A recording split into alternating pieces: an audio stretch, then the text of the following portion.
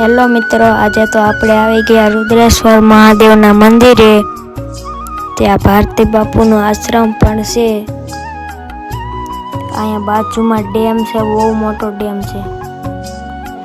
આપણે શ્રી રુદ્રેશ્વર મહાદેવના દર્શન કરી આવીએ. બહુ ભવ્યથી ભવ્ય મંદિર છે. ડેમના કાંઠે આવેલું છે. ઘાટવડના બાજુમાં આવેલું છે. ઘાટવડ ડેમનું નામ સાંભળ્યું હે તમે? હવે આપણે દર્શન કરી આવીએ. ત્યાં બાજુમાં જ અત્યાર તો ઉનાળો છે એટલે કાંઈ ડેમ ભરેલો નથી.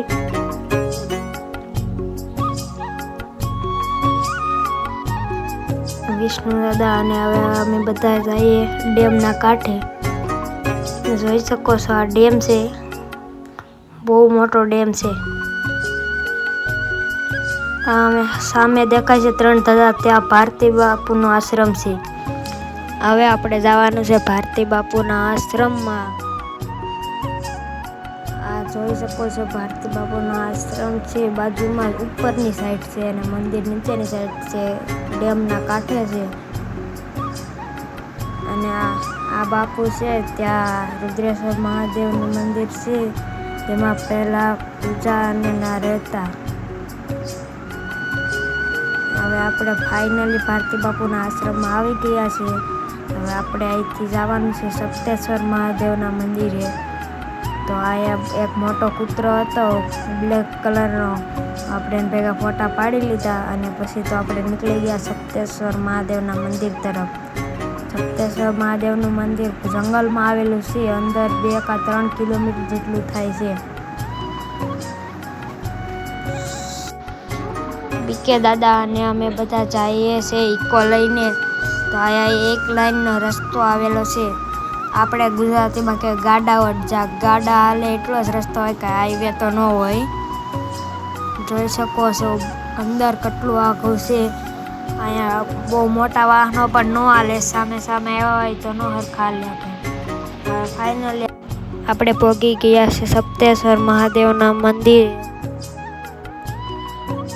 આપણે ગાડી અંદર લઈ લઈએ અને પછી આપણે જાય દર્શન કરવા.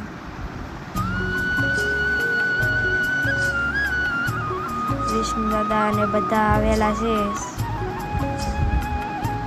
તો પહેલા અહીંયા શ્રી ગણેશ નમઃ કરીને ગણપતિ બાપાનું મંદિર છે. ત્યાં ગણપતિ બાપા પહેલેથી પ્રાગટ્ય સ્થાન છે. તો આપણે પહેલા ગણપતિ બાપાના દર્શન કરી લીધા અને હવે આપણે જવાનું છે સપ્તેશ્વર મહાદેવના મંદિરે. ઉદાસીન આશ્રમ શ્રી જય સપ્તેશ્વર મહાદેવ. અહીંયા જોઈ શકો છો 7 લિંગ આવેલી છે. જય સપ્તેશ્વર મહાદેવ. આપણે દર્શન કરી લીધા. હવે તમે પણ દર્શન કરી લો. અહીંયા 7 મહાદેવ આવેલા છે એટલે અહીંયા સપ્તેશ્વર નામ રાખેલું છે. સૌથી મોટી લિંગ 7 મહાદેવમાંથી. વિષ્ણુ દાદા પગે લાગી લીધા છે. બધા એક એક કરતા પગે લાગી લઈએ અને પછી પાણી ચડાવી દે. જય ભોળેનાથ, જય સપ્તેશ્વર મહાદેવ. વિષ્ણુ દાદા તો પાણી ચડાવી દે શ્રીલિંગને. તમે પણ કોક દીક આવજો જય સપ્તેશ્વર મહાદેવના મંદિરે. જંગલમાં આવેલું છે. 3-4 કિલોમીટર અંદર જામવાળા રસ્તો આવેલો છે. તળાજા જઈએ આપણે, તળાજા નહીં, સોરી, ત્યાં આવેલું છે. તો તમે પણ જરૂર આવજો. બહુ મસ્ત સ્થાન છે. જગ્યા પણ બહુ સારી છે. પછી આપણે દર્શન કરી લીધા. બધી જ લિંગોના અલગ અલગ જાતની લિંગ છે. એમાં ટીપું ટીપું પાણી સારું જ રહે. જોઈ શકો છો બધા જ પાણી ચડાવી દે છે. હવે અમારા મામા ધીરા મામા આવી ગયા પાણી ચડાવવા. જોઈ શકો છો ધીરા મામા પણ પાણી ચડાવે છે શ્રી સપ્તેશ્વર મહાદેવને. પછી આપણે દાદાનું ઇન્ટરવ્યુ લઈ લીધું. આશ્રમ છે, આ 5 જગ્યા છે અને જમનાદાસ બાપુ આ રસાવેલું છે. પછી આ જમનાદાસ બાપુ ગયા, પછી હરિનારાયણ બાપુ અત્યારે સંભાળે છે. અત્યારે એની પાસે આ જગ્યા સંભાળે છે. બરોબર છે. પણ આ જે મૂર્તિ છે ને, આ જે ગણેશ બાપાની મૂર્તિ હા. જમીનમાંથી નીકળી છે. જમીનમાંથી સ્વયંભૂ પ્રગટ થયેલી. પ્રગટ હા, જમીનમાંથી બરાબર. અંદર નીકળેલા છે. હા, અને આ તો પહેલાની જૂનવાણી છે, ઋષિ મુનિ ટાઈપ.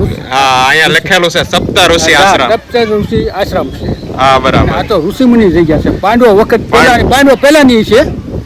હા, પછી અહીંયા માતાજી મનસા દેવી માતાનું મંદિર છે. એવું જ મંદિર કંઈક હરિદ્વારમાં છે. હા, હા. એટલે અમે અહીંયા મનસા દેવી આ માતાજી. મનસા દેવી માતાજીનું મંદિર છે. હા, બરાબર.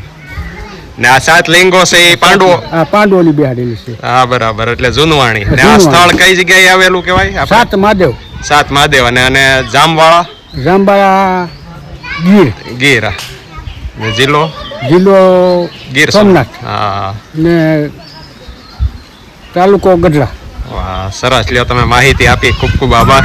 હવે આપણે આવતા વિડીયોમાં મળીએ. બધાને બાય બાય અને સબસ્ક્રાઈબ કરી નાખજો અમારી ચેનલને.